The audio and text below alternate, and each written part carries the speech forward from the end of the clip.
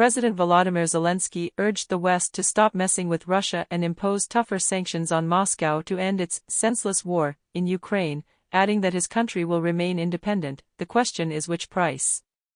Zelenskyy's criticism of the West has grown in recent days, as the European Union slowly moves toward a possible Russian oil embargo and thousands of Russian forces seek to encircle two key eastern cities, Severodonetsk and Lysychansk. 3 months after invading Ukraine, Russia has halted its assault on the capital, Kyiv, and is seeking to consolidate control of the industrial eastern Donbass region, where it has supported a separatist revolt since 2014. Western military analysts see the battle for Severodonetsk and Lysychansk as a possible turning point in the war after momentum shifted towards Russia following the surrender of Ukraine's Mariupol garrison last week. Ukraine will always be an independent state and will not break. The only question is what price our people will have to pay for their freedom and what price Russia will pay for this senseless war against us, Zelenskyy said in a late-night address on Thursday.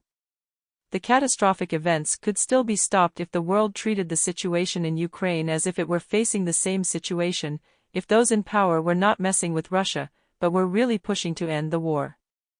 Zelenskyy lamented disagreements within the EU over further sanctions against Russia and asked why some nations should be allowed to block the plan. The EU is discussing a sixth round of punitive measures, including an embargo on Russian oil imports. Such a move requires unanimity, but Hungary has rejected the idea for the time being on the grounds that its economy would suffer too much. How many more weeks will the European Union try to agree on a sixth package? Asked Zelenskyy, noting that Russia receives €1 billion a day from the Bloc of 27 for energy supplies. Pressuring Russia literally means saving lives. Every day of procrastination, weakness, various disputes or proposals to pacify the attacker at the expense of the victim only means more Ukrainians are killed. Zelenskyy's comments marked the second day in a row that he has sharpened his criticism of the world's approach to the war.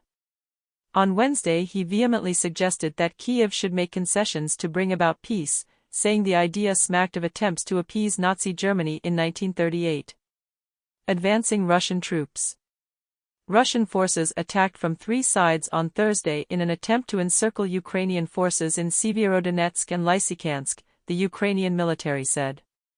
If the two cities on the Seversky-Donets River fall, almost the entire Donbass province of Luhansk would be under Russian control.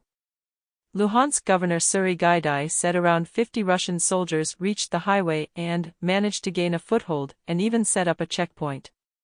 The checkpoint was breached, they were thrown back. The Russian army doesn't control the route now, but they're shelling it, he said.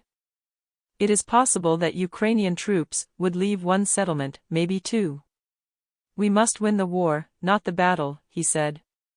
It is clear that our boys are slowly retreating to more fortified positions, we must stop this horde. Interior Ministry advisor Vadim Denisenko said at a briefing that 25 Russian battalions were trying to encircle Ukrainian forces.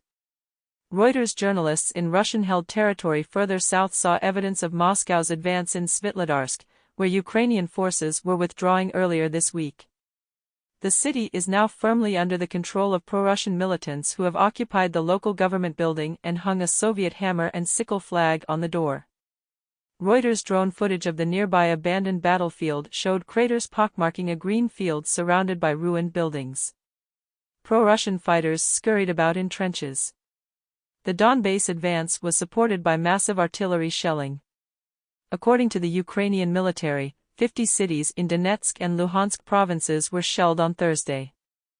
The head of the Ukrainian Armed Forces Valery Zaluzny demanded from Telegram more Western weapons, in particular, weapons that allow us to hit the enemy at long range. Russian Foreign Minister Sergei Lavrov later warned that any shipment of arms that might reach Russian territory would be a serious step toward an unacceptable escalation.